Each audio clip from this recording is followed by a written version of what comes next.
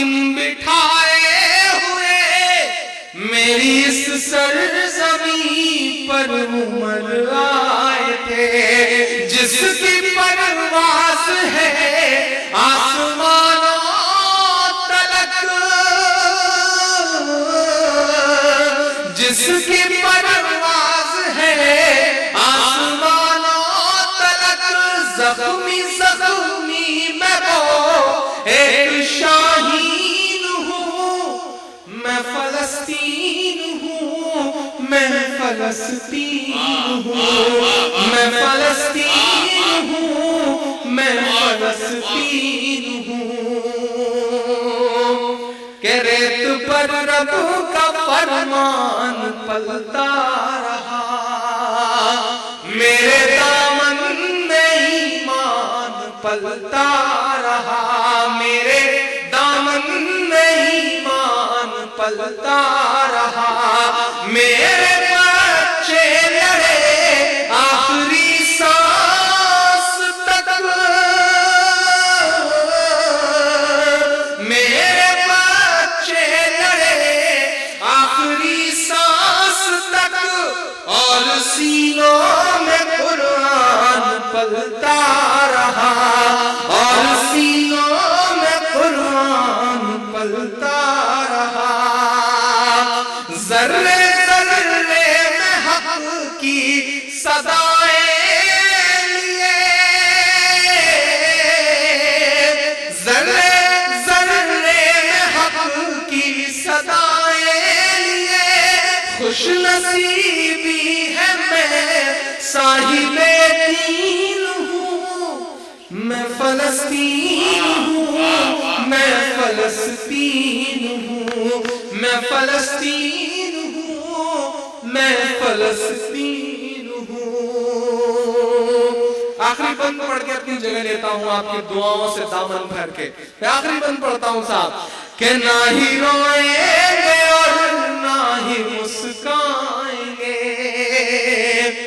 सिर्फ नग़्मे शहादत के ही गाएंगे, सिर्फ नग़्मे शहादत के ही गाएंगे।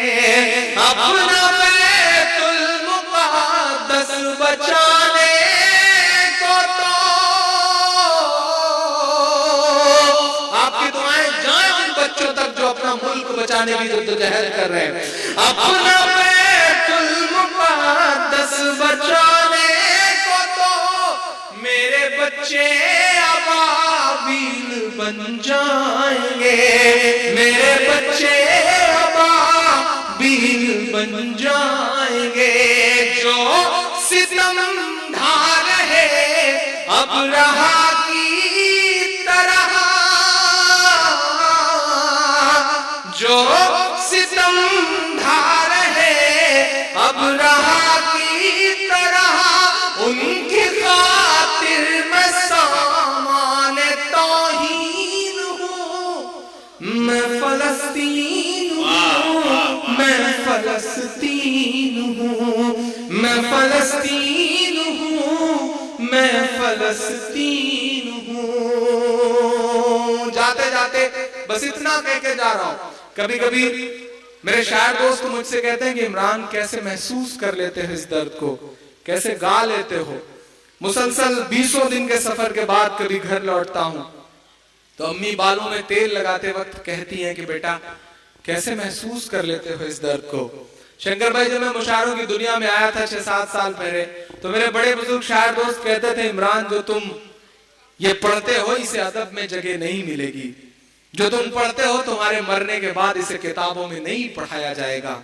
तब न जाने क्या दुआओं का असर था आपकी, या पता नहीं कौन सा कॉन्फिडेंस था कि मैं आपकी दुआओं के भरोसे उनसे कह देता था कि मैं ये जानता हूं कि शायद मैं मरने के बाद किताबों में ना पढ़ाया जाऊं, लेकिन उससे भी बड़ी बात मैं ये जानता हूं कि इंशाअल्लाह मैं जीते जी इंकलाब जरूर पैदा कर जाऊंगा। शायद वो मेरी कोशिश थी, ये मेरे दिल का दर्द था या ये मेरा यकीन था। यही वजह है कि महज 29 साल की उम्र में उत्तर प्रदेश की हुकूमत सूबे का सबसे बड़ा अवार्ड यश भारती मेरे दामन में डाल देती है। ये आपकी दुआओं का असर था, आपकी मोहब्बतों का असर था।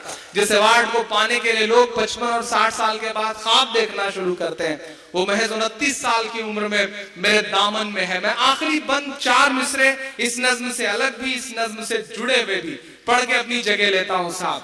के चाक दामन रफू करके लिखता हूं मैं, जख्म से गुफ्तगू करके लिखता हूं मैं, जख्म से गुफ्तगू करके लिखता हूं मैं, चाक दामन रफू करके लिखता हूं मैं।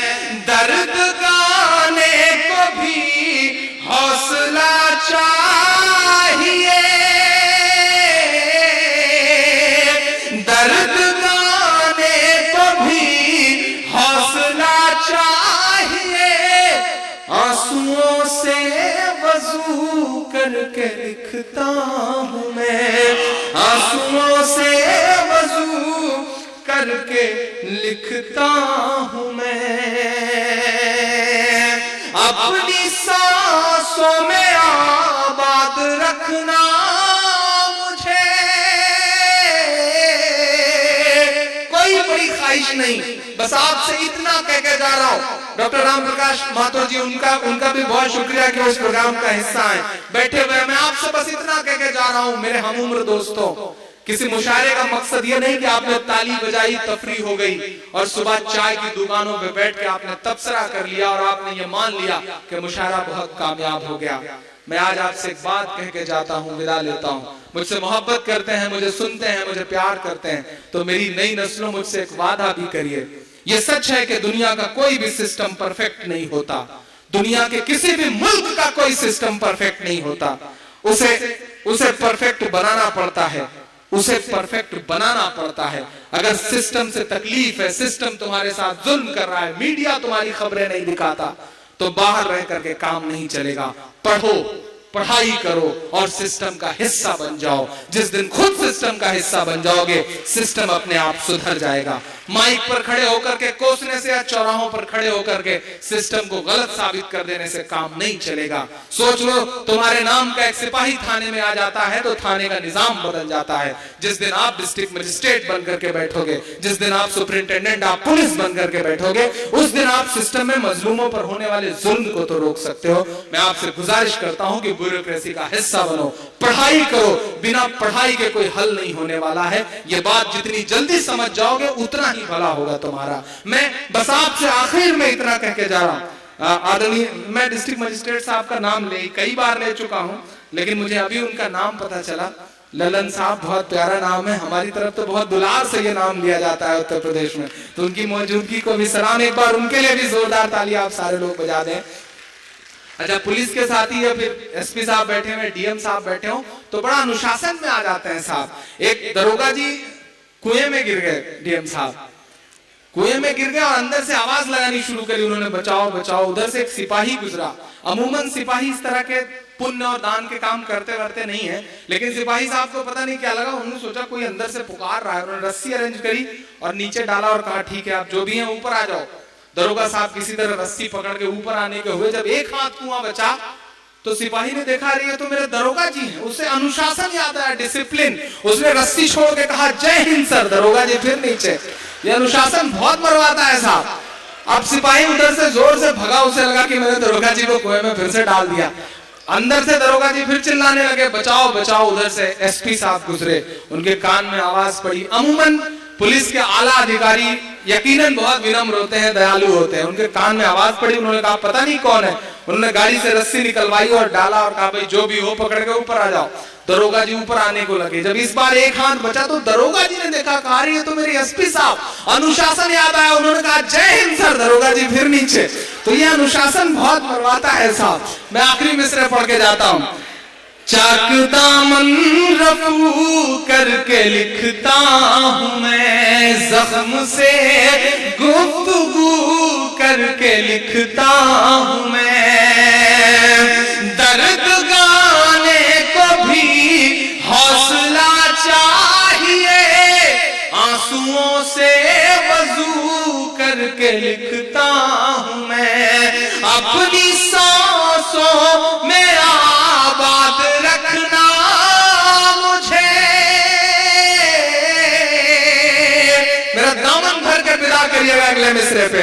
अपनी सांसों में आबाद रखना मुझे, मैं रहूं ना रहूं याद रखना मुझे, याद